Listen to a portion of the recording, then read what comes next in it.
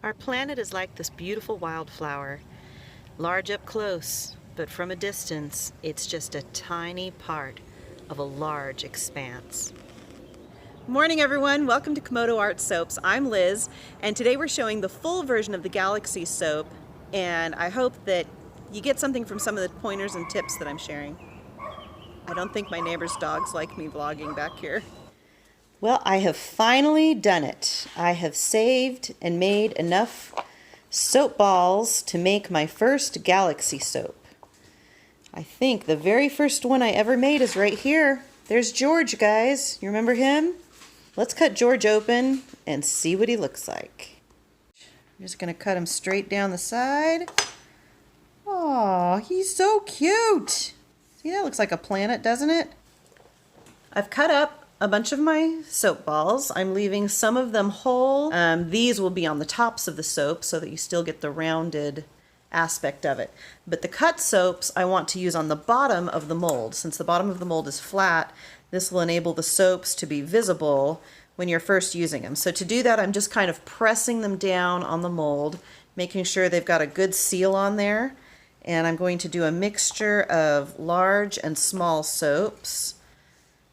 So I'm just going to secure them, and that way you can see they don't move around in the soap. They're pretty much sealed to the bottom, and that should keep them visible when I pour the black soap on top of them.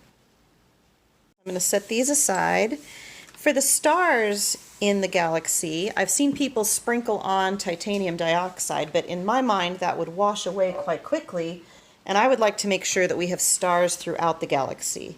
So I have saved some of my white scraps from soaps I've made, and I'm just going to chop these up as fine as possible, and I'll sprinkle these throughout the black soap batter, and hopefully that will show up as stars.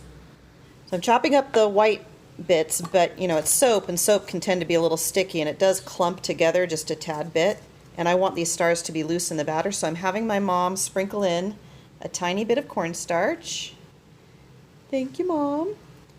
And then I'm just going to spread that around and chop it up a few more times. Most people will add cornstarch to soap in order to anchor a fragrance or to add a little bit of a extra slip to the soap.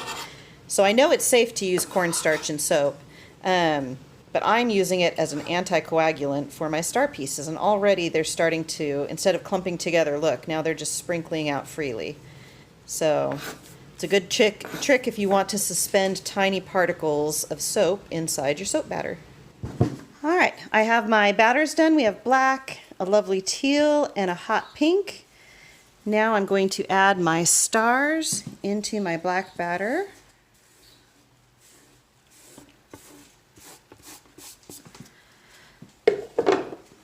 And we'll just fold them in.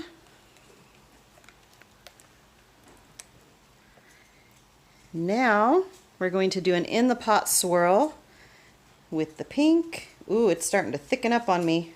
And I'm pouring them in a line down the middle so that we get kind of that cosmic aura effect, hopefully. We'll see how that works out.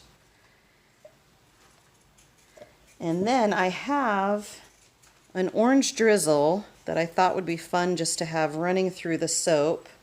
A drizzle is just straight up oil and mica that you don't add soap to, but you add it to the soap for a little sparkle.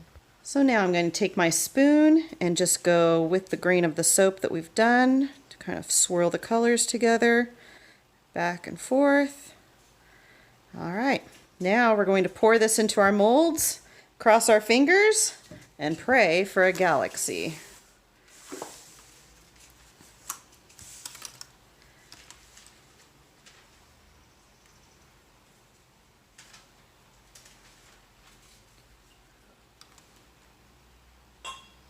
Oh, there's not much color in this one, in the last pour, so that's why I saved the last little bits in my containers, just to make up for that, because I figured some of the color would probably go to the first couple pours we did with this. That's why it's always good to leave, when you're working with colors and swirls, always leave just a little bit in your containers, because you never know if you're going to need it for a top swirl or to add to an in the pot swirl at the very end.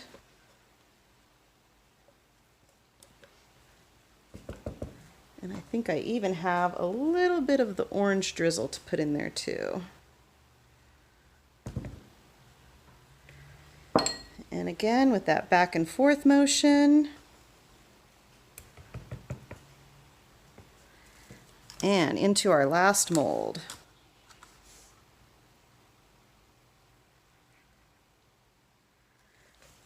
Okay, we're going to tap these down to get all those air bubbles out. And then we're going to swirl. Swirling not only helps with the design, but it gets rid of some of those air bubbles that we've just brought to the surface. So we're just going to kind of swirl around, careful not to hit the planets that we have below.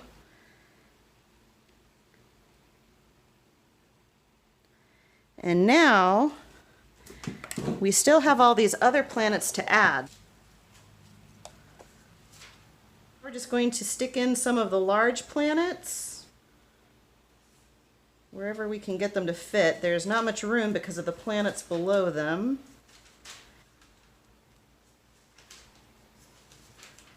It's hard to find room for these planets. There's not much room in these little molds.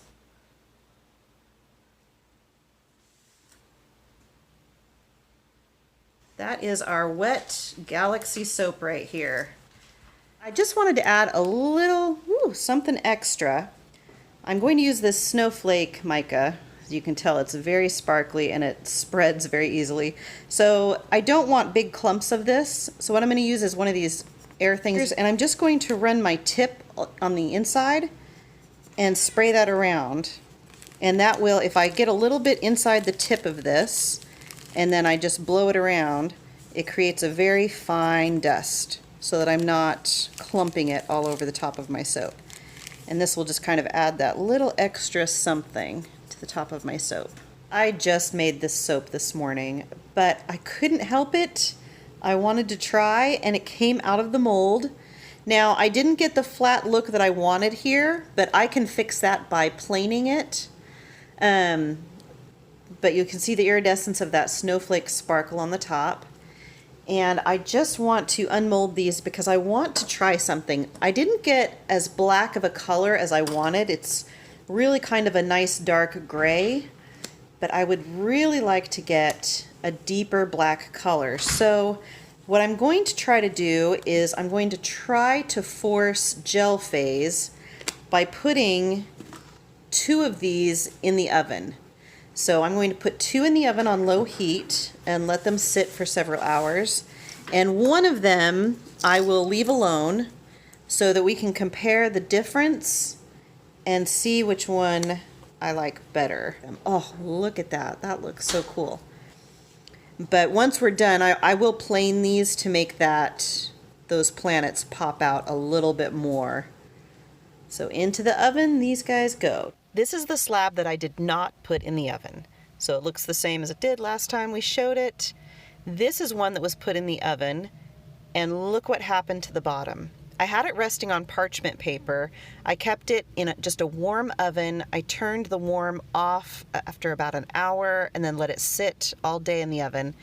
It didn't darken up as much as I was hoping it had, but let's take a look on the inside, because there's something very interesting about this slab that I want to show you. So take a look in the inside. Can you see that? There's glycerin rivers running all through the inside. There, you can see them really well against the black there. That gray bottom I definitely want to trim off. I don't own a soap planer yet, so I just have to do it the old-fashioned way, which is not as easy. But we're just going to slice off that funky bottom there. Oh, look how beautiful that is. I'm not sure if I like the look of the glycerin rivers in this soap. It definitely adds a different aspect to it. It's not bad. I know lots of people have differing opinions on glycerin rivers. Some people love them, some people hate them, some people try their best to get them, some people have a hard time avoiding them. With this soap, I used a water discount, and there was no titanium dioxide. So these glycerin rivers were simply created, I believe, by heat. And it was a low, steady heat after the soap had already firmed up. So if anyone's wanting to force glycerin rivers, I can say that this technique works. So here I'll show you side by side. On the left are the glycerin rivers, on the right, no glycerin rivers. This cut here really shows those stars, and I love knowing that those are throughout the whole soap. Now forget your butterfly swirl, people, because look what I created here. I created the owl swirl. So cute! I'm wondering if this gray bottom here is glycerin that is leaked from those cracks.